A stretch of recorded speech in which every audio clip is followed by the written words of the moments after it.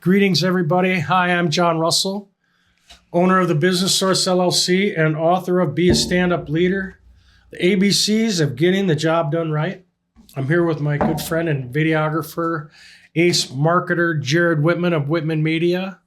And we are breaking down the book chapter by chapter in our podcast, The Pursuit of Being a Stand-Up Leader. Today, we're going to talk about understanding. You may think that's an unusual topic for a book, wouldn't you? Not in your book. It's not normal, though. I agree with that. People don't normally talk about understanding as a principle of character.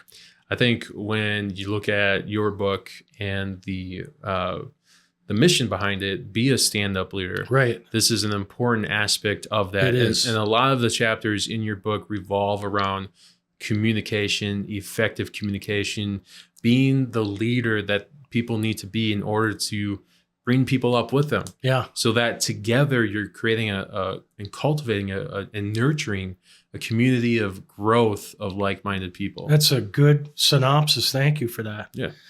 The reason why this is in here is because a long time ago, I learned about misunderstanding, misconception, misperception. When somebody doesn't get it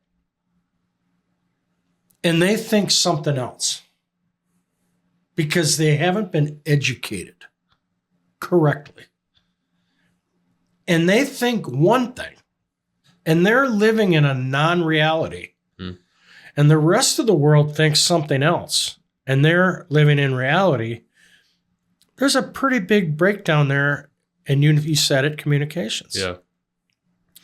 So I love this Franklin Covey quote. Or is it Stephen Covey? I can't remember. Both. Stephen? Yeah. Well, anyways, this quote, seek first to understand, then to be understood. I think it's Stephen Covey. Stephen Covey. I think I just uncovered a typo in my book. I'll have to fix that. So seek first to understand, then you want to be understood, you know? Yep. You know, see what the opposite perspective sees. See, hear, and feel what the other person is feeling. I'll tell you what I've really found interesting is during these times when the world is on fire and you have half the population thinking one thing and half the population thinking another, and both sides are stuck in their ways. We always like to position ourselves as Switzerland, neutral, somewhere in between. These people think that, and these people think this, but neither one really understands why does the other person think that way. Right. It's amazing to me how difficult communications becomes when you're coming at topics and situations and taking a stand that's only through your lens. Right. You have no empathy for the other people. Yeah. I see this a lot in politics. Yeah. That's a very polarizing subject area is certainly politics. I think most people are not listening to understand, they're listening to reply. Like they have something that they know what they're going to say even before the person talks or while the person's talking. Right. I have two groups of friends, and this might be a little bit off the wall. No, we're on it. But I have two groups of friends and people in my life. There's one group of people that are surface level. That's all they care about, talking surface level. They don't want to get into the depth of conversation. And I have other people in my life that we get together and talk for an hour or 2 hours, and there's depth to the conversation. Right. There's pausing, there's thinking, there's marinating, there's regurgitating, there's confirming. Give and take, back and forth. There is no there's a rhythm, but there's no agenda. There's no, They're not trying to convince you. Correct. Yeah. It's all about how much value can I give you right now? Right. And how much value can you give me right now? And it's just this conversation that has so much depth. And because there's so much depth, there's a lot of understanding of a lot more meaning, a lot more perspectives. So it's a learning experience. It's like, I don't know everything. Yeah. There's two sides to every story, right? It's looking at the perspective from the other person, taking a look at your situation, getting their perspective.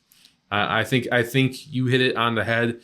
And I love that you have this in your book, because people are all about moving fast, and really we need to slow down. Slow is smooth, smooth is fast. And that's one of the biggest paradigm shifts I've learned in the last quarter of the last quarter. Right, basically. right. Slow down a little bit. Slow down. Well, it's interesting because in my travels, when I am in a conversation with a group of people, sometimes it's family, sometimes it's friends, sometimes it's business people. Yeah. And I'll hear somebody say something, and it's highly judgmental. It's absolutely from their perspective.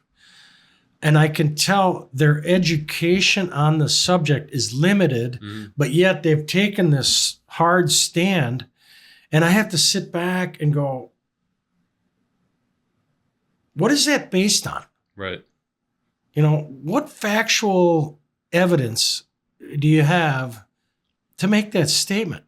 And I've seen people start into a rant, and they'll go off on, and I'll just use this as a negative, condemning an idea, condemning a direction, or condemning somebody's words or thoughts as being non-true. Yeah. Or even belittling. A lot of that goes on. And I'll call it bullying as well. It goes right in hand in hand. And I have to kind of remind them, and I'm like, let's not judge. Right. Before you jump to these bigger conclusions that you say are so much for real, maybe there's another side to the story. Have you thought about it through the other person's eyes? Right. They may be seeing this completely different, and they're not wrong. Yeah. It can be two rights. Correct. So all I'm saying here in this chapter is listen.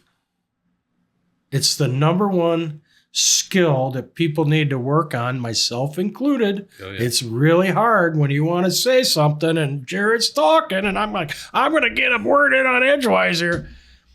Listen to the other person's point of view with an open mind. We have learned a lot from each other. Yeah.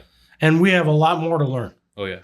So I'm not going to sit here and tell you all about video or why you should do this or why you should do that or why you're wrong here or why you're wrong there. I would just as soon say, tell me more about that. Right. I'm not as informed as you are, and I'd like to learn. Asking questions to dig in so that you can better understand the situation. Yes. Asking better questions. Yes. Listening more and practicing real listening skills, which is really, really difficult, but critical. Yes. And leaders especially. If you want to be a stand-up leader and be looked at with respect, ask good questions and then listen and shut up and take notes.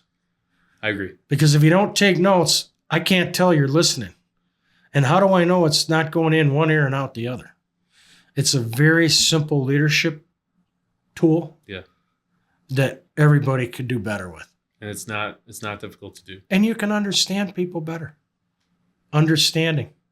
It's as simple as that. It's a good topic to the book. Yeah, well, it's one of those, it's a little bit out there, but I think you get the point. Thanks for being with us today. I'm here with Jared Whitman of Whitman Media. Lucas behind this camera there, running the microphones, making sure everything goes according to plan.